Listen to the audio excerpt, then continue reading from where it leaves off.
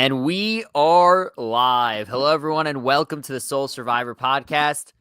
We are back to discuss the Survivor 47 finale.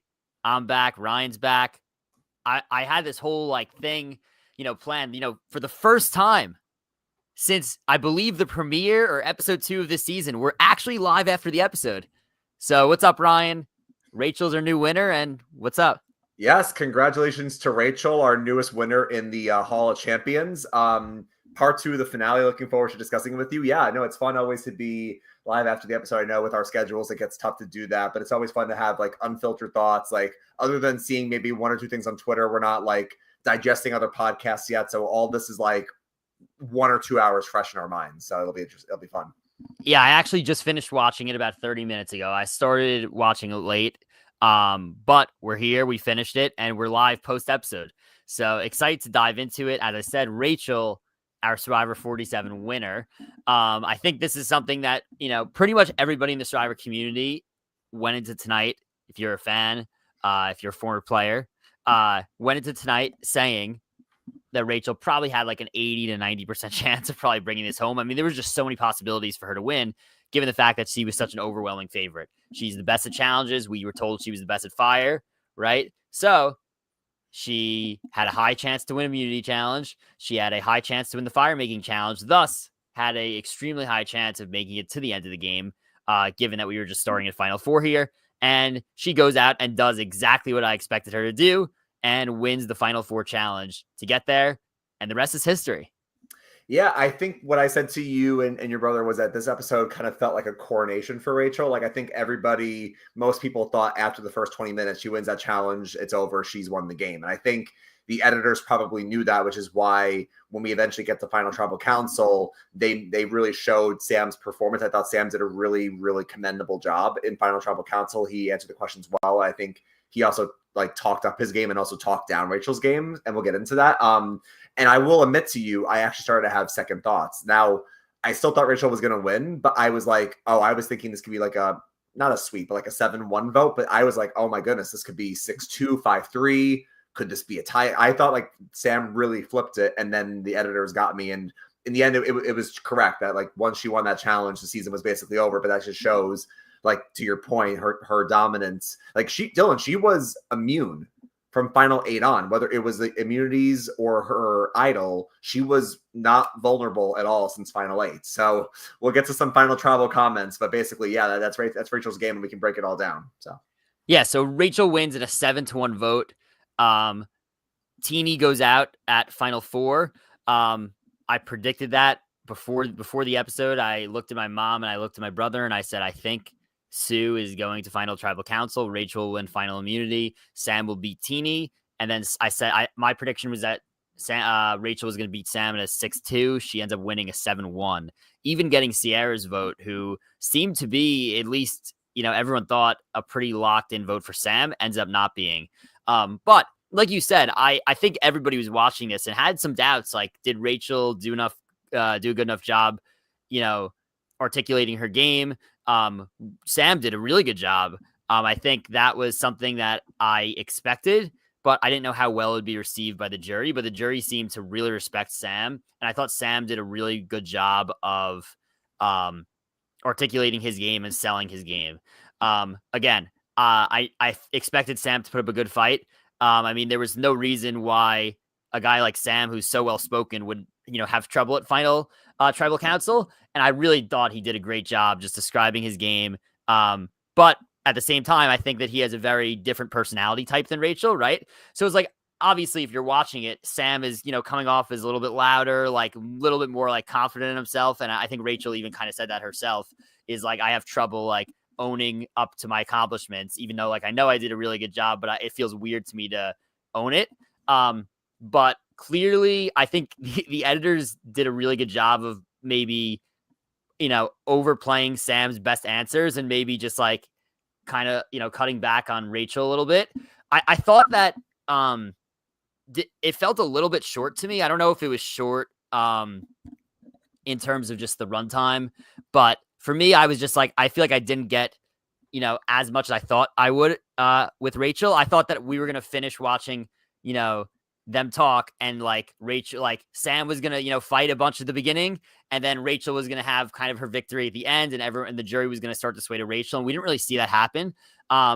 But then Rachel ends up winning in a 7-1 vote. So I do think that, the jury, I'm going to say the jury probably had their minds mostly made up coming in. And I think that they probably, Rachel did enough to get it done. So I just want to know your thoughts on the final tribal council, how you think Sam did, Rachel, etc. Sue, yeah. So Rachel obviously had played a great game to that point. Not only, I mean, in terms of all facets of the game, like obviously she was very dominant in terms of challenges, and she got idols and she got advantages. So she took advantage of the outplay portion. She really kind of fought hard in that aspect. I think, as she mentioned, her threat level really shot up. Like she expected to play a very great social game coming in, connect with a lot of people, use those bonds, and she did. She made bonds with Sue, with Teeny, with Caroline. After the Gabe vote and the Kyle vote, like the underdogs kind of like got together, and then they had control of the game until Andy flips with Operation Italy. But she, to her credit, did surround herself with people that weren't going to really go for her. So she did well in that part of the game. The problem is that she just became so good at the game and then started winning challenges, and they're like, oh, we got to get rid of her now. So I think she articulated her game pretty well. But I do think that Sam really did a good job because, like he explained, he started from a position of power, kind of fell into an underdog spot at the merge, had to kind of scrap and claw and fight his way back. And he kind of basically articulated how he played from the top and the bottom. And I think the moment where I started to actually not worry, but the moment I started to think it was maybe turning was when he was like Rachel, like you did not, and Andy mentions this, and we can get to Andy's question, because I know you want to bring it up, Andy's question. But like Sam points out, like, Rachel, you did not always vote correctly. I voted more correctly than you did, and also in 4 tribal councils, I got like 10 votes. So don't tell me that you were the one that like constantly had her name out there. Like I was the one that had my name out there a lot, and I had to fight back. So I think he really started to push her game, and I thought Rachel actually came off as somebody who was very like confident in her game, and she didn't feel like she needed to say that much. Now maybe that was just the edits, but like I felt at that point Rachel, I mean, I don't know if it was Owen or Steven, someone on Twitter that said like when she's like crying after she wins that final challenge, it's her basically realizing like I've won the game. So maybe at that point she kind of felt like she already did enough. But I do think Sam fought back pretty well. I just think at that point the jury kind of realized like she dominated in the challenges. We all liked her. We all knew she was a threat the minute we hit the merge. So I think that's basically like what it came down to. Right.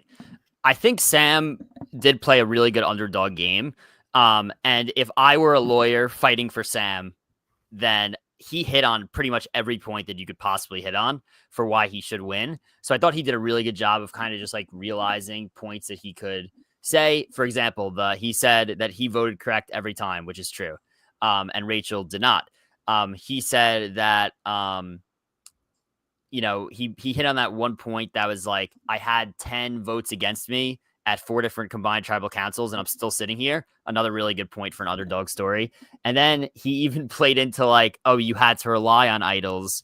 I didn't have to rely on idols. I relied on, making social bonds and creating social like, misinformation and, like the fake idol to get myself here.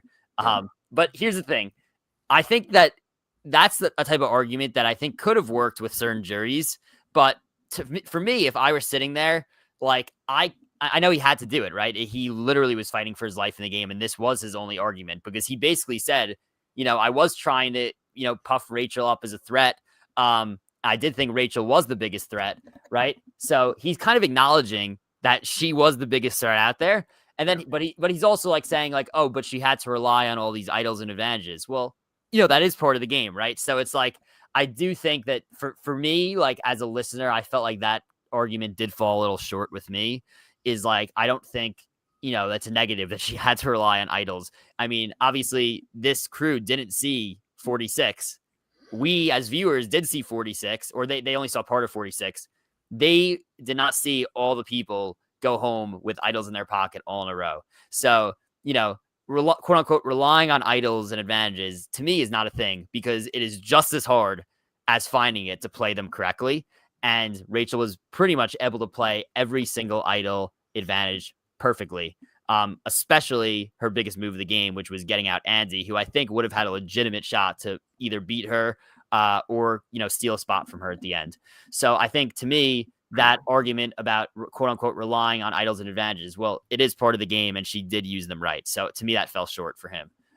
For me, at least, if I were sitting there, that would have been the part that fell short. Yeah, I mean, we can't deny that she was immune from Final 8 on. So she's not like the polar opposite would be like Tommy, right? Like, we're somebody who didn't need a single advantage, didn't need a single idol. Like, so I definitely see Sam's, if I'm a jury member, I definitely see Sam's point for sure.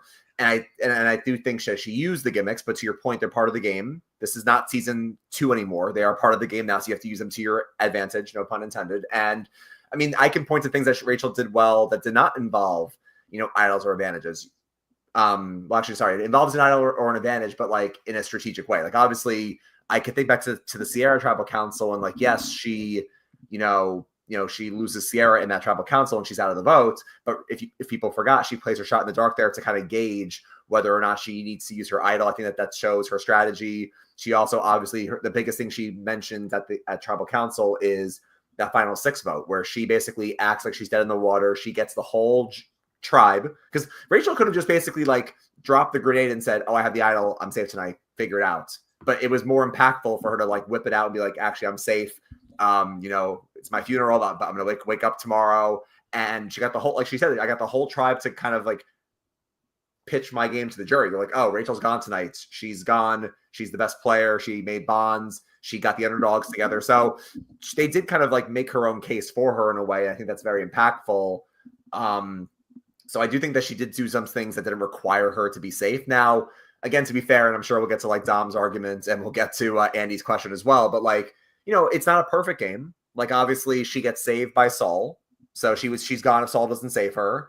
If she doesn't catch that conversation on the beach, which obviously credit to her for spying on the beach conversation, she doesn't listen to that. Like she admits, "I don't play my idol, I go home that night." So she played a great game. It's not a flawless game, but I do think she obviously deserves credit as a winner. So yeah, and I do think, like, in my opinion, that almost one of the biggest arguments for her social game is herself being saved by Saul, right? Like, Saul liked her so much to the point where he's like, "I have this advantage to give somebody. I really made a good relationship with Rachel. I'm going to give it to her." Obviously, there was a situation where she was the odd person out in that tribal council, and it was very abundantly clear. But I do think that her relationship with Saul and her social game did earn her that advantage, right? So that's one version of it. I do think that, also she, did create the bonds that were able to get her far enough to the end, despite the fact that she did win all those immunities. I think it's like, what's super interesting is that I've heard multiple people say this now. I saw it on Twitter, and actually Hef, who used to be on this podcast, if some of you that are listening are super OGs, then you know him. Mm-hmm. He actually told me earlier this week that he thought that Rachel was potentially playing the winning version of the Kelly Wentworth game. I kind of also saw that on either Reddit or Twitter, and I think it's a little bit interesting. I'm not sure it's a perfect one-to-one comparison, but I do think Rachel had a super unique win as like a underdog woman who had to, really scrap her way from the bottom, found a ton of advantages, played idols successfully to get players out of the game. And it was really awesome to see that underdog come through and win. And, I loved the quote that she had. She said, I believe the quote was like, "My story of going from an underdog to a big dog," right? That was her story. So that was awesome to see. I think going into the final tribal council, I expected Kyle to be a vote for Sam. I mean, he literally told us in the confessional, like, Sam is the deserving winner. So I was like, all right, Sam, Kyle's voting for Sam. I thought that we were going to get Sierra voting for Sam for sure, and she ends up voting for Rachel. And then I thought we were potentially going to get one more for Sam. After the final tribal council, I thought we were going to maybe get 3 for Sam. So I thought maybe a Gabe would vote for him. But I wasn't sure. By the way, good point. My brother made while we were watching it. He really needed 5 votes to win, because if it was a 4-4 tie, Sue is breaking the tie for Rachel. So, that was really what I thought. So when they were going to the booth, I was like, I think a 5-3 ends up being a 7-1. So clearly they made it a lot seemed a lot closer than it was. Yeah, I would agree. I texted my friends as well because I knew you guys were a little bit behind, so I was texting my friends during the episode as well, and I was like, yeah, I think Sierra and I was texting them like as they were giving their final pitches, but basically I was like, I think Sierra and Kyle are going Sam. Obviously, Teeny and Caroline are going Rachel. And I figured Saul was also going Rachel. So that's 3 and 2. I wasn't fully sure where Gabe was going to go because I wasn't sure if Gabe was going to go with Kyle or Gabe would vote for Rachel. And I know Andy and Rachel could never get on the same page, but I do think they respected each other. So I thought Andy might lean Rachel, but Andy and Gabe were the two that I wasn't sure which way they were going to sway. And also the other factor is like, obviously Sue, all credit to Sue. Sue was not going to win, but you never know if like, you know, it was her birthday. Like you never know if like Caroline or Gabe were going to throw her a pity vote and say like, you know what, like you're not winning, Sue, but I'll give you this vote. But again, I think when you're a jury member, it's so tough to throw pity votes or to throw friend votes unless you're like 100% sure, like, you know, where the votes are going. Like I even remember in Winners at War, I think we probably talked about this years ago, but I even remember like people felt very bad that Michelle got shut out and people wanted to vote for Michelle, but some people, and I forget like if it was like Amber, I don't know who it was, but basically there were people who were like, if we throw votes onto Michelle, Natalie might beat Tony and we want Tony to win the season. And so they kind of all piled their votes onto Tony and you know, Natalie still got 4 votes, but like, that's why Michelle got shut out and people wanted to vote for Michelle. So it's like, I could see a world where Caroline or Gabe maybe wanted to give Sue like a friend vote, but obviously like you want to vote for the best player. You want to vote for the person to represent your season. And unless you know for a fact they're going to win, you can't risk like throwing your vote and then somebody else ends up winning. But yeah, no, I agree. I think, you know, you got to make sure that the person that you want to win the season, the person that you want, I'm just seeing this tweet right now. That's pretty funny. But I'll read it in a sec. But yeah, the person who, you want to make sure the person who wins the season, who you want to win the season, wins the season. I think Caroline, I thought was definitely going to vote for Rachel, and she did, and she was like super excited to vote for her. Genevieve, I had a feeling that after what we saw last week, she was pretty much a pretty solid vote for Rachel.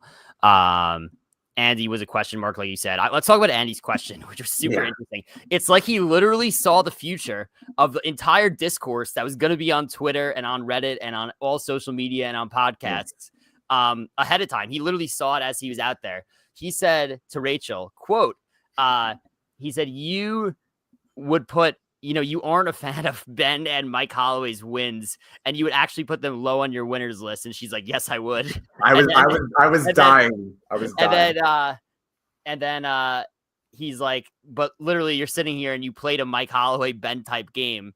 Like, explain, like you're going to have to explain yourself there, which I thought was a super interesting question. And one that had to have kept Rachel on her toes. Like if I were sitting there and that was asked to me, I would have just like been like speechless. For him to, you know, everybody that they cast these days are super fans, but that is a hilarious type of fandom that he came up with for that question, because it's like we were like sitting here on the podcast like discussing like, all right, if Rachel wins, like what's her comparison? And Andy's sitting there doing the same thing out on the island. So I thought that was a hilarious question. I thought she answered it as basically as well as you could answer a question like that, because that's a kind of a crazy question. Like, again, at the end of the day, those are winning games, right? So it's like, all right, you know, at the end of the day, you know, you could rank Rachel wherever you want. At the end of the day, it would still be a win. So I thought it was a hilarious question, though. No, I was dying when Andy tried to get her with that, and also was like, you didn't vote correctly every time. But I mean, listen, I think she handled it well. Obviously, like I'm sure some people are going to make that comparison. Is it fair? I'm sure it's a fair comparison, but it's obviously not one for one. Like obviously Ben, you cannot compare Ben and Rachel because Ben, I'm not going to get into the whole thing about Ben finding idols every single episode, whether or not they're legit or not, whatever. But and then also then the players don't even know about fire making. They throw in fire making as a last minute twist. And then, you know, like that kind of blows up the game because no one expects fire making. So Ben, you can have to throw Ben's win out in that way when you're looking at Rachel. Then for Mike, yeah, they both kind of won out in terms of immunities, but Mike basically really didn't have an ally the whole time. Whereas I really feel like at that point in the game, Mike, like, you know, if he lost at any point, he was gone rather than his idol. I think Rachel did a better job at setting up her game where Sue was never going to turn on her. Caroline was never going to turn on her until Operation Italy. And Teeny ended up kind of like flipping against Rachel, but like Teeny, even before that point, was like kind of really with Rachel there. So I do think that Rachel, yeah, you can kind of make the comparison with Mike, but I think she was set up better than that. And also, like, Mike kind of, you know, with his mouth kind of shot himself in the foot, which is why he got into that spot. Rachel didn't like play bad and put herself in, like, Mike basically put himself in a spot where he had to win out. Rachel didn't put herself in a bad spot. She wasn't like making huge moves and she wasn't like being loud. She was just being very social, and some great players like Caroline kind of clocked like, she's really good, she's got to go. So it wasn't really about like what she did wrong. It was like she was just too good for her own good, and then like that's why she had to play hard. So Captain Obvious in the chat says Orhap just ended, that's why I'm here, make me stay. We want you here, we want you to stay. Yes. The tweet I was referring to before that I said I saw, so Max Dawson from season 30, he tweeted, quote, I haven't watched Survivor in years and have no idea what happened tonight, but anybody who talks about Mike Holloway better hope that they never have to compete against Mike Holloway in anything. So interesting. Maybe all of a sudden, out of nowhere, Mike Holloway pops up on season 50 unexpectedly now. I would love, and I'm sure all of their castmates are gonna like stump for their own people, but I would love like an arena or like a brand steel or something where it's like all the best challenge competitors and like who's the best of all time. Is it Mike Holloway? Is it Rachel? Is it Joe? Is it Tyson? And if you give me my 2 cents, maybe this is like a boomer take, I still think Tyson is the best competitor because I think Tyson is just good at like literally every single thing he does. But I'm sure, like, you know, people would say Tyson's the best of all time in terms of like just raw challenge ability. Joe, Mike Holloway, whatnot, obviously Kelly, Rachel. So I would just love to see an argument between all these survivors, like who's the best of all time. But yeah, like, challenge wise. Yeah. Another thing I want to talk about, and usually not the topic of conversation in these podcasts, is what a ridiculously good fire making challenger was. It's so funny because, you know, myself and you and all the other the wins, the fans, all the other podcasters out there and all the Survivor fans who watch these podcasts and on Twitter, everyone tries to read the edit, and as soon as Sam is getting the edit where it's like, I cannot spark a flame, I read the letter from my dad, and then he like quickly comes up with the huge fire. In my head, I'm like, is it a misdirect or is this guy actually going to pull it out? I actually thought he was going to pull it out. I was like, I think this is like, Teeny kind of had that whole edit the entire season and of like, you know, not being able to like finally get over the hump, right? And I felt like this was the perfect ending to that edit where, you know, Teeny literally has like the biggest lead possible in fire. And somehow, some way, you know, honestly, like you say all the time, there is, you know, a little bit of luck involved in Survivor. And the wind just happened to blow perfectly for Sam at the right time. And it was so funny because I'm like literally like yelling at the TV. And I'm like, how is this rope not burning for Teeny? I mean, she had the fire going for a long time, pretty high. And I cannot believe that Sam, you know, pulled that out. It was epic. It was epic. I can't remember who talked about this. I don't know if it was like Dom and Wendell or if it was somebody else in fire making, but I remember one person saying like, sometimes the way that the tribal council set is like built, the wind blows in a certain way, or somebody who's like more inside, and I need to go back and like look at the stats. Like I think the person who's more inside might win more often because they're more like sheltered from like the elements. Like the elements are more for the person on the outside of the set, which obviously was Teeny there.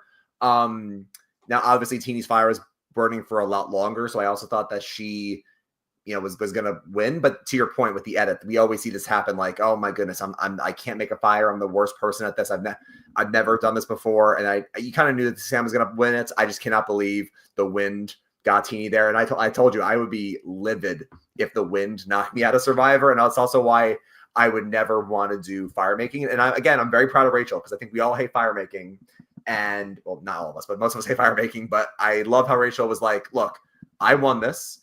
You know, I could go and fight Sam and fire, but I deserved it. I'm not going to have to prove myself again with the challenge. It's stupid. A question I want to ask you as well, really quickly, about the fire making is, and I know we have some comments or questions in the chat, but you think it was the right move, right, to bring Sue and then put Sam and Teeny in fire? So I was talking to my friends, and I feel like the chalk pick that ends up working out is you take Sue with you. Sue's not going to win. You put Sam in fire. Hopefully Teeny knocks him out. Rachel probably sweeps Teeny and Sue. The only reason you would take Sam is so he can't prove himself and he can't get that extra like moment in front of the jury. I still think it was the right move that she did, but did you see any merit or any reason why she might want to take Sam there so he can't prove himself? I don't think there's any way that, like, to me, it was such a big gap between Sam, Teeny, and Sue. Like Sam up here and then Teeny and Sue in terms of actual like chances to win. So to me, it's like, it's a no-brainer. You have to have Sam there. You have to try to eliminate him. I think on other seasons where maybe it's a little bit closer, that could have more like of an argument. But I don't personally, if I were out there making the choice, I would never decide based on that. To me, you have to try to get your biggest competitor out of the game, in my opinion. And to be honest, we were, one huge wind gust away from that happening. Well, and remind me, that happened in and to your point about it being closer, isn't the perfect example 45, right? Didn't Dee win that, and Dee chose to bring Austin, and people were like, why would you bring Austin? And she's like, because I'm good enough to beat Austin, and I don't want him to prove. Is that what happened? Yeah, that's what she said. I also think that like she just, I can't see that would have pushed Austin over the edge. Even though that vote was closer than I anticipated it to be, I can't see how that vote would have been swayed that way. I can't see how, like, and it's funny because if there were any fire making challenge to push somebody over the edge or give someone a boost, it was something like tonight, or I guess if somebody theoretically goes into fire and wins and like puts themselves there. But, in terms of this, it's like, what a huge comeback. And yet it basically plays no role. I don't think if I were voting for a winner, it would not play a role for me, right? It's just, no. I think Rachel kind of said it perfectly, which I've never heard it phrased this way, but she was like, I literally just won the challenge to get me here. Why am I putting myself into another challenge to get here, right? So I think that she made the right choice, Rachel, for sure. And you have to go and try to get Sam out. It comes down to your personal preference. Like, obviously some people respect fire making more than others. Like you just said, like, it would not affect me as a juror. I'm not going to put any stock in it. Like, obviously the most famous example is like people on season 40 being like, Natalie, like, why would you not put yourself in fire to take out Tony? And, that's what the jury valued. But I just don't. But that's way different. Like, it is different. Right. I think there are, times where that does make sense. If Sam had won immunity tonight, it would have made complete sense for him to go against Rachel and fire. And that's his game-winning move, right? Because you have to get rid of your biggest competitor. Yes. But for Rachel, it's just like, obviously there was no need for that. She played a great game herself. Yeah, I mean, that's a better way of putting it. Like, there's examples like where there's like the big bad final boss. Like, yes, where it makes more sense for you to put yourself in there to take him out. But like, I still don't think you ever have to do that. But like, that makes more sense if you were Sam there and you won, to put yourself into fire to take out Rachel. That obviously would make more sense when, like, as Captain Obvious says in the chat, like, when you have no other choice. Like, obviously with like Rick Devens and Chris Underwood, Chris was never winning that game if Rick was there. So like, you have to do it in that case. So there are specific instances, but if you're like a purist fan of the game, you feel like you should not have to put yourself into fire to win the game. But yeah, one other thing I do want to talk about. What were your thoughts on the Final Four immunity challenge? I'll give you my thoughts on the challenge, but really quickly, one last thing about the fire is that I got to give Sam a knock here. I know we've been very positive about Sam in terms of like his performance. If he really did not pick up a flint for 26 days, that's on him. Like, I mean, like, yes, obviously it made for great TV for him to then be Teeny in that moment. But like, if he is correct, and I can't wait to see his exit press, if he confirms I've never made a fire the whole day out there, that's on you, because you cannot go the whole day without practicing fire like once. So that's on him. But final challenge, Dylan. I feel like you're going to disagree with me here. I thought it was kind of boring. Yeah, I know. I agree. That's why I'm asking you. Yes, obviously I know, you like the big, huge, like, final spectacle of a challenge. I think those are great too. I also think are really cool, like, endurance, like, Samotion's also really like intense as well. But Yeah, I mean, I think back to some of the classics like Heroes versus Villains and even like the Redemption Island with the giant temple. Like, if you're going to go for a final spectacle over endurance, make it a spectacle. If you don't give us a spectacle, just give us like a straight up endurance challenge for the end. Because this was like, you could have told me this was the final 8 challenge and I would have believed you. This was just a very like nothing burger. This was a nothing burger of a challenge. This was boring. I'm blanking out right now. What was the final?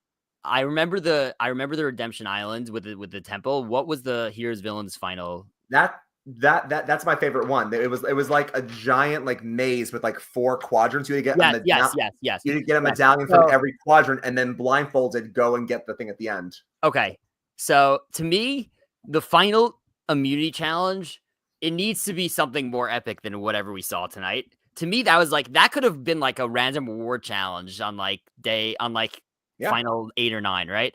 I didn't think it was that different from like what Sam won, like to win reward the Operation Italy episode. It was like a huge obstacle course, and then he like gets the balls on. It was kind of the same except with a puzzle at the end.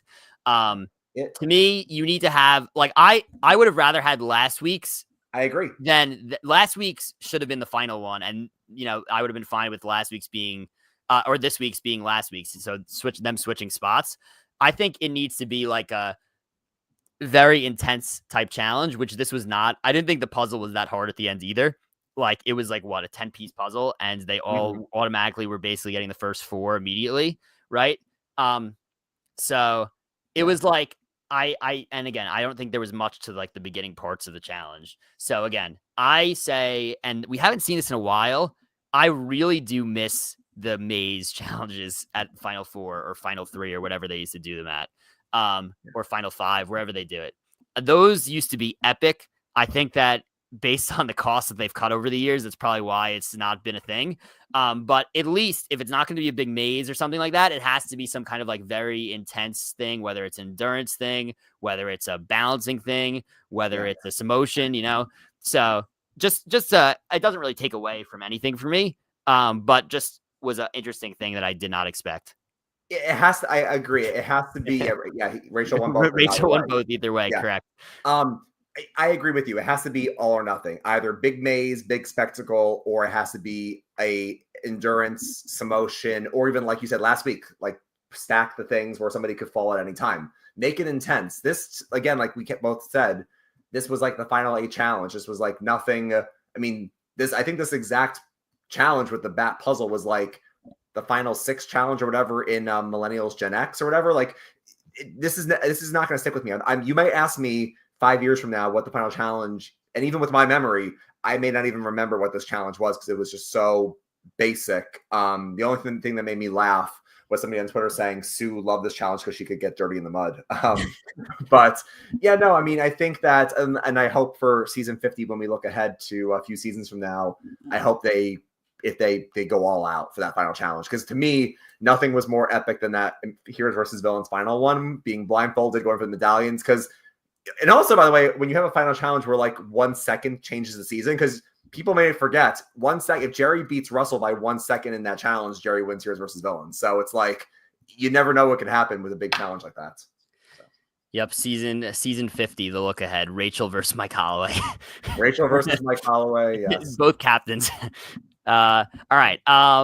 So we had the reunion show as well, which is just basically, what was it? Like 20 minutes, basically. Like it's so bad. Yeah. Okay. I will bring the damn live reunion back for season 50. Come on already.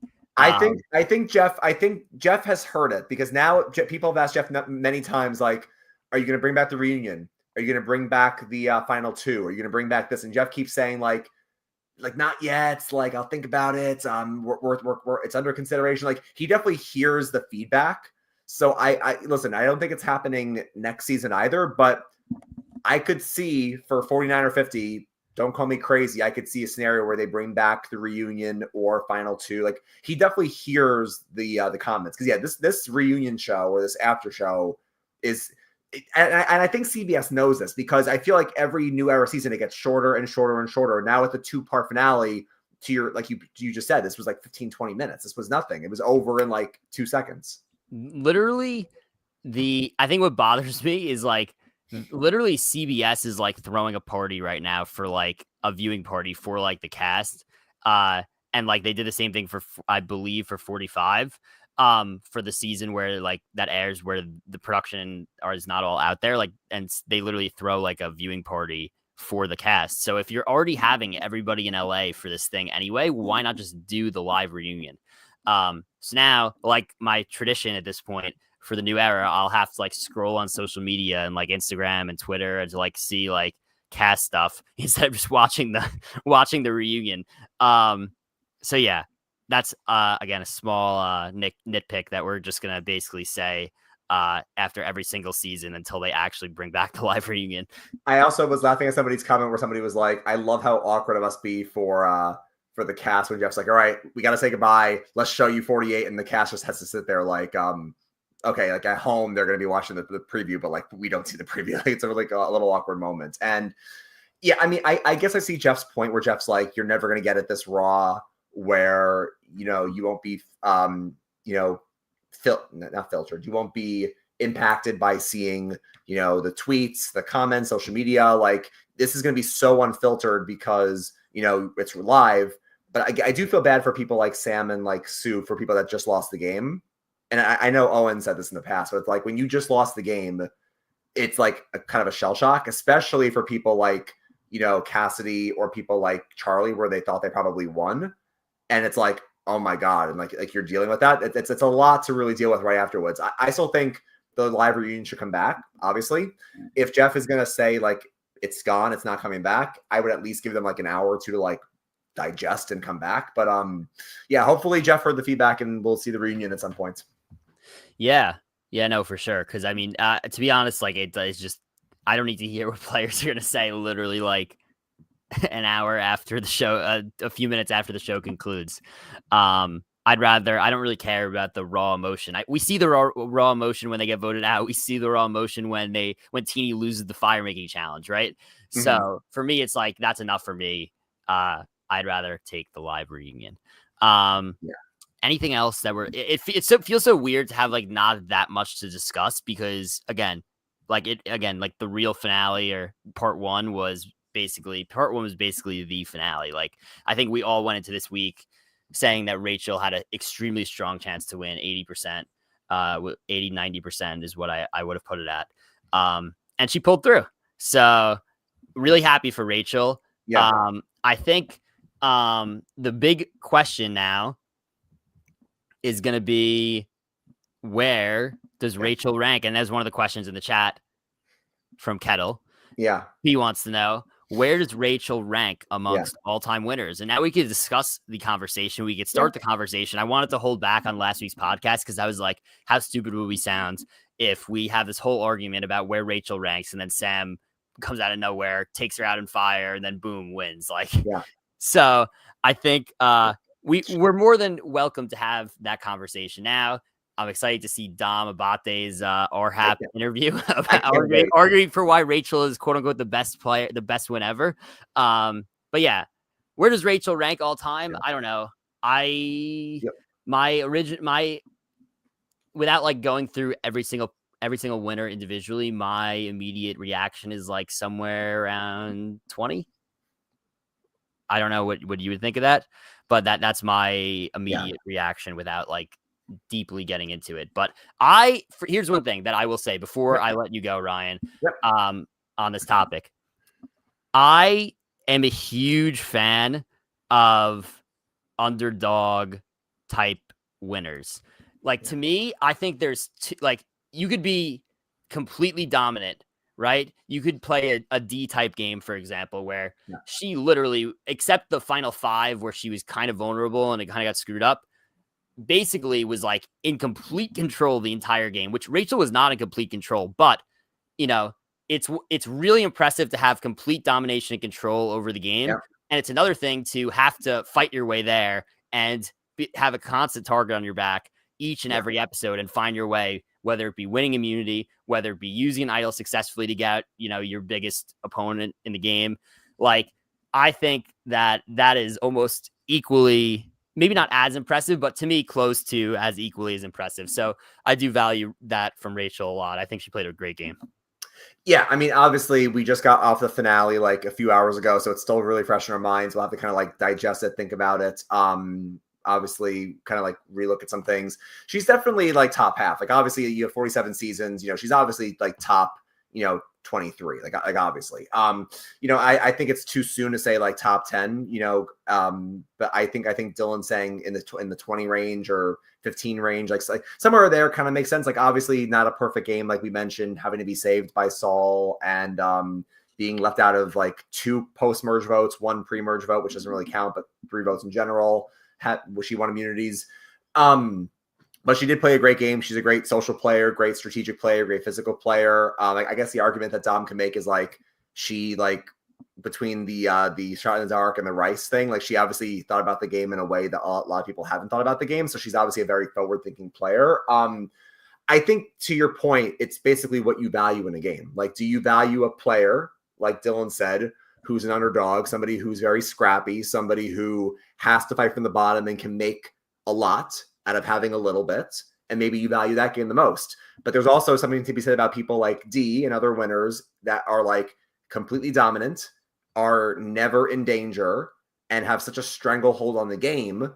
And what do you value more? And then a third factor, of course, is level of competition.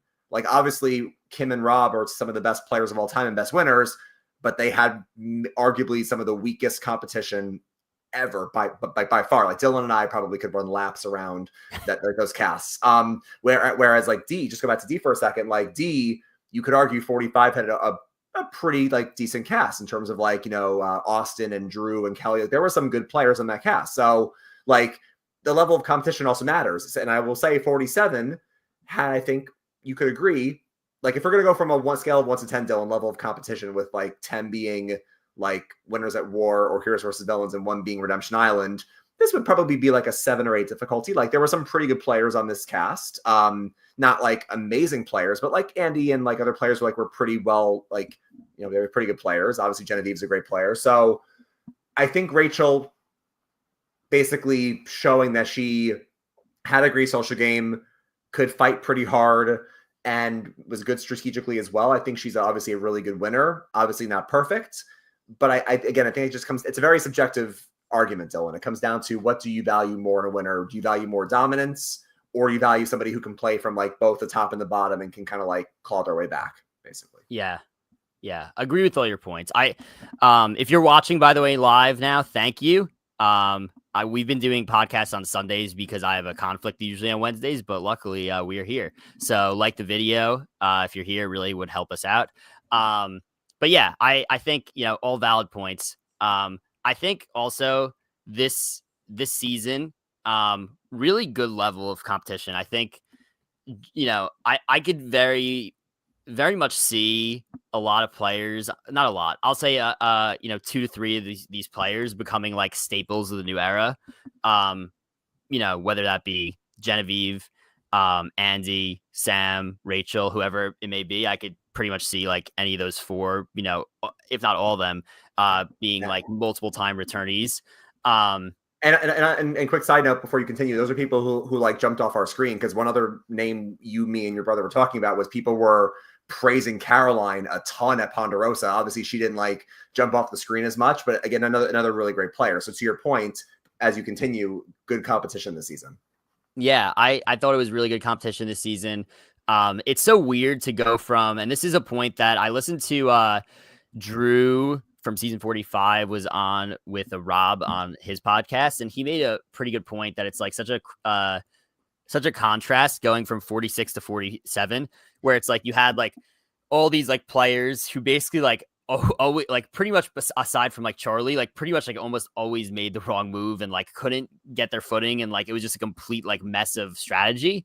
And yet that made for really good TV, and I enjoyed the season a lot. And then you have like here where it's almost like everybody's basically playing almost like perfectly optimal. And it's just so the strategy was such a high level. It's been a long time where like we literally had, the like that episode last week where I legitimately thought for a second that Genevieve was going to get through multiple episodes on a fake idol. It was just it was really high level strategy. So I love the season personally. And if we're ranking like the season now, and it's always so tough for me to rank the winner and rank the season, because if we, if Genevieve goes on to win season 50, if Andy goes on to win season 50, if Sam goes on to win season 50, we may, look back at a rewatch of this season and like think of it way more positively than we originally had. And I still think of it really positively, but it's always going to look better to me. It's always going to look better to me when, we have multiple returnees from the season. You look back, you're like, wow, that was the original season of, this player, and this player who all have played multiple times and all have been super successful multiple seasons. Then I think it like kind of raises my view of the original one. But yeah, I kind of feel the same about Rachel as a winner as I do the season. I think it's for sure top half, probably top 20 for me, maybe top 15, but really, really solid season. I really enjoyed it. I do rank it probably one of the new era, except I would say 45 is a close second. So I'm open to hearing people's arguments about 45 because I really liked 45 as well at the time, and I still do. So if you're out there and you're like 45 was better, I could accept that, but I will not accept arguments that 46 was better. It was not. Yeah, I mean, to start with the new era before we go like big scale, like obviously I think most people agree the back half of this new era has been stronger than the first half, which is fair because they had to work out all the kinks, figure things out, fix the editing, all of that. So obviously 45 through 47 has been better for most people than 41 through 44. I think it's tough because I think what I said to you all season up until Operation Italy was the season was always like very consistent, but it never hit the highs for me of 45 and 46. Like 45, you had the Kelly boot, then you had the Bruce blindside, then you had, Julie basically idling out Emily. Like you had a lot of really high moments in 45. And then of course, 46 starts out, no offense to Manu, starts out very, very, very, very, very slow. And then with the ending, you have 4 idols and pockets in a row, which I don't think the record will ever be broken. The fact that it even got broken in the first place to get to 4 was insane, but now it'll never be broken again. And it was wacky characters like Q and Venus and Tiffany. So I do think that 45 had some big highs, and I think 46 had, like you said, some train wreck craziness. This season was very consistent overall. I think the pre-merge wasn't like, other than the Keyshawn vote, the pre-merge wasn't like super crazy. I think the Sol vote was pretty good, but I think the Gabe Kyle weeks got very, very predictable and slow. And then Operation Italy was great.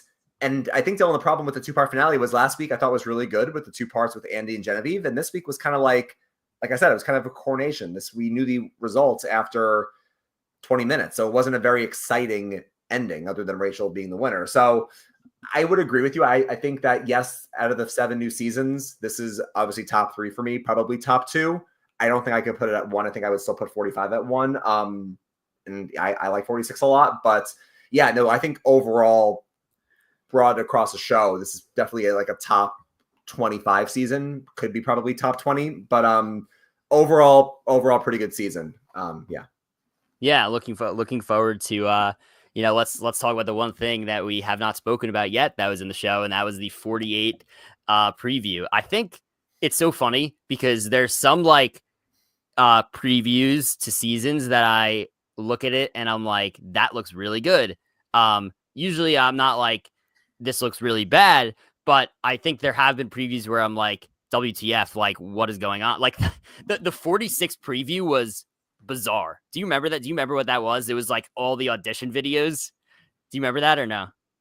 I remember that, yeah. I was like, what am I looking at?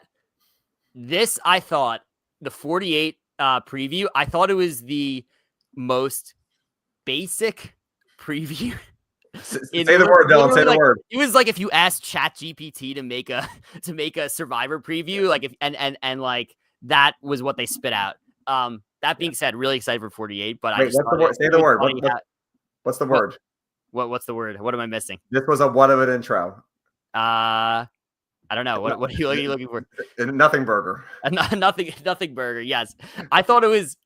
Yeah, I thought it was. Again, if you ask ChatGPT to make a Survivor preview for 48, that's what they would have came up with. But I'm excited for it. Because we're on a really good run, three in a row of really good seasons now. Yeah, the last 3 seasons have been great. So I'm hoping 48's great as well. And then obviously at this point we're in the dark because 49 and 50 have not been cast or filmed yet. So this is like the last thing that we know. I mean, if you go on Redmond, if you go on Inside Survivor, you can see the cast right now if you really wanted to.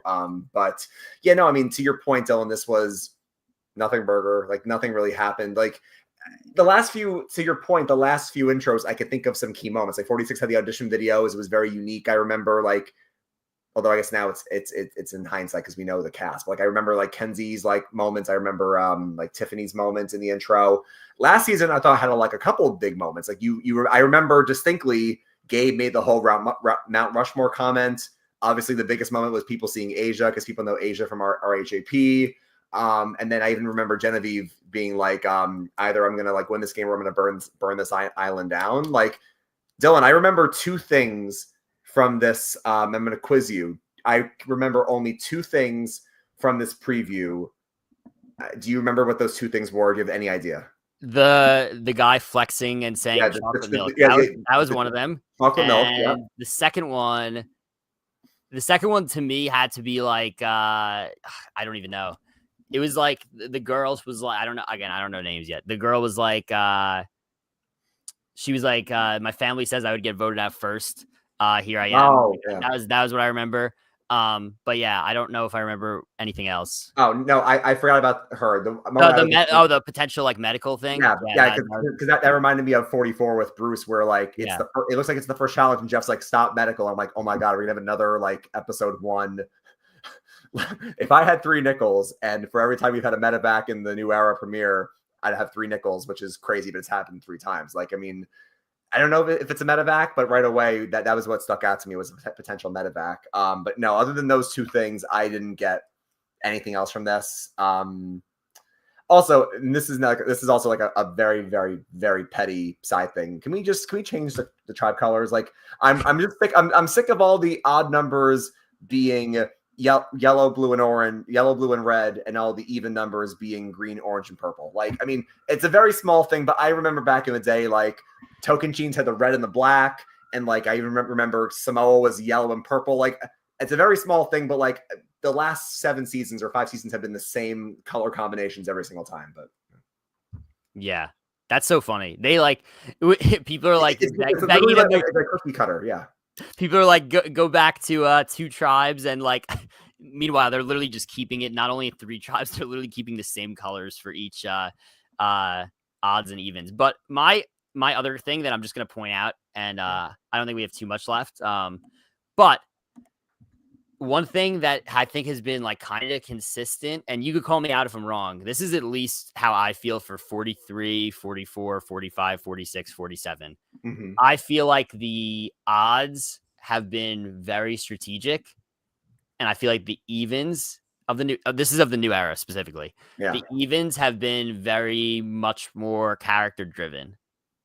And I kind of that's just like my generalization of it. That's like how I think of it in my head.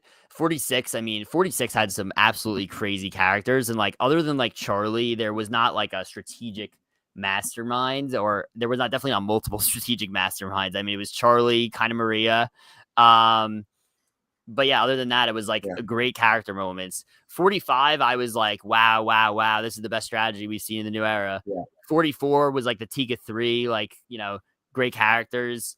47 here, another odd season. We had really, really good strategic games. And here we are, season 48. We'll see what happens if we continue the trend. Yeah, no, you're right. I think it is a generalization, but like, I mean, it's not and listen, it's a coincidence, but like the fact that the even seasons you have like, you know, Marianne and, you know, Mike and Omer and Jonathan and Drea, like, and all of them. And then you have in 44, you have Carolyn and Jam and Carson. And then in 46, you have Venus and Q and Tiffany. Like, yeah, I think the even seasons have had more like characters that pop off your screen, and 45 has had like, I mean, the odd seasons have had more of like a mix of some good characters, not always amazing characters, but like a couple of really good strategists. It's how it's been so far. So if we follow the format, next season will be our character train wreck season maybe, but I mean, it's kind of how it's happened. I think that's why we both like 45 so much, where it had like a mix of great players but also some really good characters, and then like last season had more about the characters than the players. This season I think had to follow the pattern, had some great players. my friend said the cast didn't pop off as much. I mean, if I look at the 18 people on the cast, like I think a good number of them popped off the screen. Not everybody, but no, I mean, I think overall it was enjoyable. Yes. Yeah, I think so for sure. I don't have too much else to say, but I do want to say to everybody watching live, thank you. To everybody who's watched and listened to this podcast throughout another season of us, thank you. I know we used to be like so consistently Wednesday night after the show, and the last few seasons we've kind of got away from that, but we do want to wanted to keep the pod going because we do really enjoy it, and just thank you for all that have listened this season, and we will be back for season 48 to do our preview. Probably, I believe that season premieres February 26th. I want to say. I could be wrong. It's February 20 something. So I assume that we'll get the cast probably beginning of February. So we'll be back around then to do a preview of season 48 of when those Entertainment Weekly bios come out. So excited for that. But yeah, thank you everybody once again for listening this season. Yeah, thank you as always. I say this every season. I'm a broken record, but we do the show. It's for fun. It's not like it's our job. It's just like a fun little passion project. We love doing it, talking with Dylan, going over the show, but also engaging with the fans. So it's always great to kind of just chat about the show, a show that we all love. But really fun season. Looking forward to chatting it up with you again next season for 48. So we'll see you all, I guess, in around like a month and a half. But until then, for the last time of 47, grab your torches and head back to camp. Good night.